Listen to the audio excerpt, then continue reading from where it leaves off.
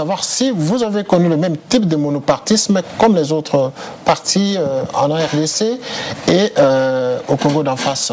Non, avant l'indépendance, les jeux étaient ouverts. Il y avait quelques petits partis.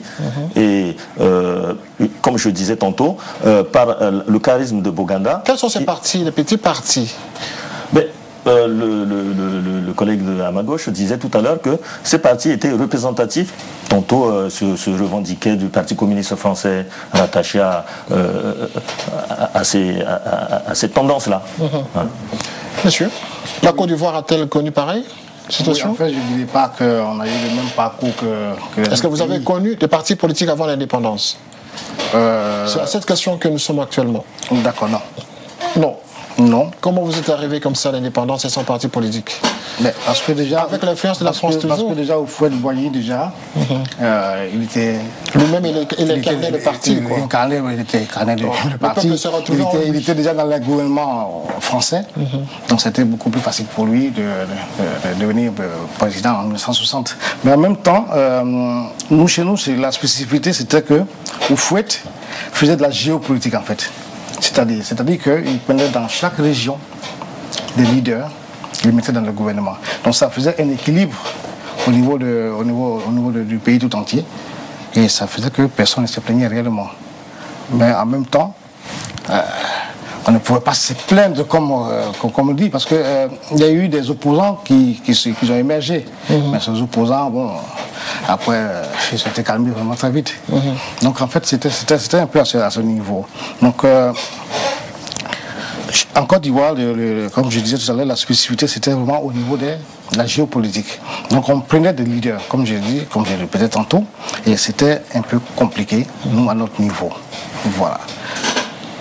C'était compliqué. Oui, c'était compliqué. Dans quel sens c'était compliqué? C'était compliqué parce que on ne pouvait pas. Oui, non, je sais comme je suis. Soyez pertinent. Oui, non, mais de quelle manière c'était compliqué? Non, c'était compliqué parce que on ne pouvait pas avoir d'opposants réels. Il y avait des opposants, mais qui ont été. Et puis opposants, pourquoi à cette époque? Oui, parce que tout le monde n'adhérait pas aux idéaux du président Houphouët. Voilà, tout le monde n'adhérait pas. Et qu'est-ce qui empêchait à ces gens de former des partis politiques pour s'opposer officiellement? On ne pouvait pas former de partis politiques en ce moment parce que c'était lui qui était la pensée de la Côte d'Ivoire. C'est-à-dire tout tournait autour du président. Voilà, donc c'est à ce niveau que... Donc une espèce de monarque. Oui, si on veut dire. Ouais. Un dictateur, en tout cas. Non, je n'employais pas le mot mais politiquement parlant, comment vous appelez ce système, Maître N'Djamena?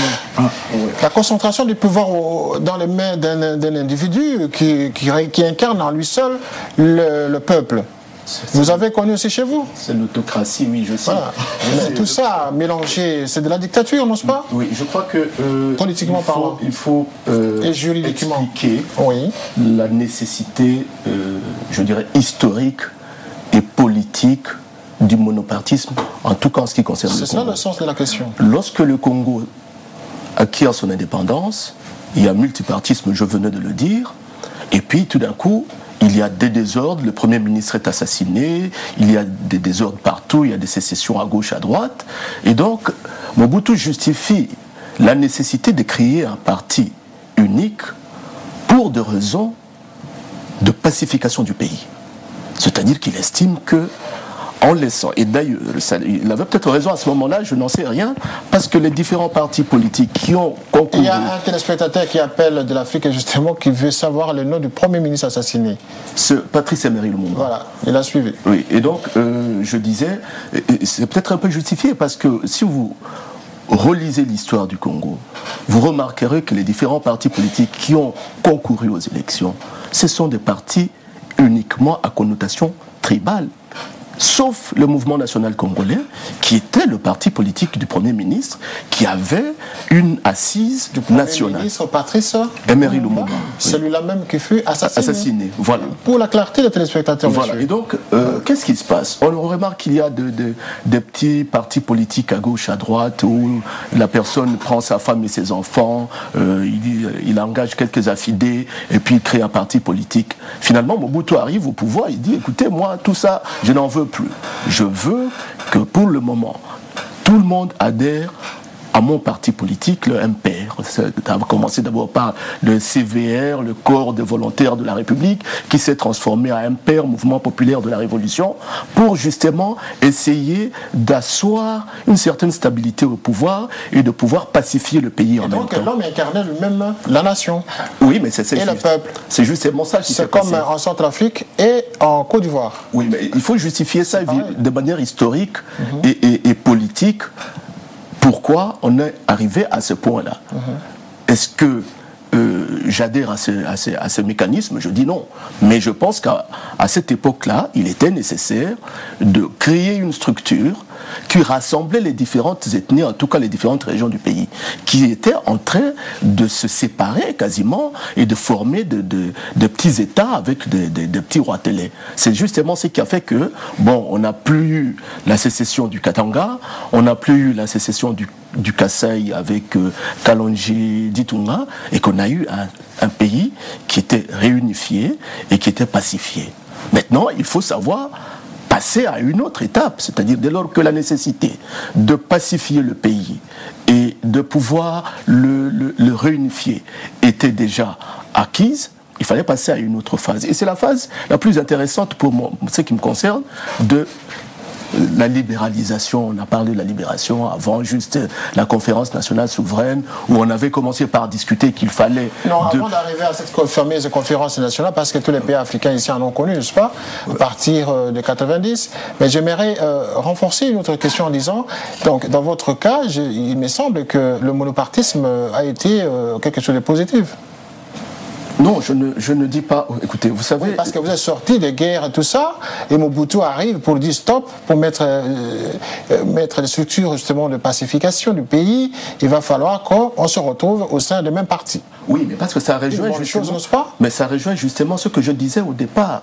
C'est parce que dans le système des partis politiques africains, nous sommes dans une logique où c'est véritablement l'idéologie de la parenté. Je répète ces mots parce qu'il est peut-être un peu théoriquement séduisant, mais c'est ça. Dès lors que le pays est en train de se déchirer, parce qu'il y a un chef Moulouba qui dit, bon, moi je proclame l'état du Kasaï, il y a un autre Tchombe qui est là-bas qui dit, moi c'est l'état du Katanga, suivi par ses propres faits. Et donc finalement, la création de ce mouvement national du MPR là, c'était une bonne chose pour le pays à cette époque. Je dirais que c'est conjoncturellement, la paix retrouvée, c'était justifié de manière conjoncturelle. Et tout dépend maintenant comment le monopartisme a fonctionné par la suite. Oui, le fonctionnement, ce n'est pas... En fait, moi, je ne parle pas du fonctionnement comme tel. Parlons du fonctionnement du monopartisme en question. Mais le fonctionnement, après que la paix soit retrouvée au Congo-Zaïre, alors maintenant, Mobutu, avec son monopartisme, où est-ce que vous en étiez finalement? Ce que Mobutu a fait, c'est quoi? C'est de véritablement faire la même chose qu'Houphouët-Boigny. C'est de dire... on va prendre un représentant de chaque région dans le gouvernement. On va prendre un représentant de chaque région dans les administrations publiques pour calmer les gens. C'est-à-dire qu'au fait, c'était une alliance des familles. Le monopartisme, c'est véritablement une alliance des tribus, une alliance des ethnies, mais qui finalement, justement, parce qu'on n'avait pas la même conviction, ou on ne défendait pas les mêmes valeurs, on défendait simplement les mêmes intérêts matériels. Moi, je suis chef, je suis le président de la République pour donner un peu aux gens du Kasaï, mais je prends un type du Kasaï et je le nomme Premier ministre. Parce que je voudrais aussi que les gens du Katanga soient représentés, mais je prends un type du Katanga et je le mets. Et donc, vous vous retrouvez avec un ensemble, un gouvernement. En fait, c'est l'ouverture. Ces mots-là me fascinent beaucoup. L'ouverture. En fait, ce n'est pas l'ouverture, c'est le débauchage, mais dans le système où vous prenez les gens des différentes familles, vous les mettez ensemble. Pour renforcer son autorité. Voilà. Son pouvoir. Même si dans la même famille, je peux ne pas être d'accord avec mon frère qui est au gouvernement.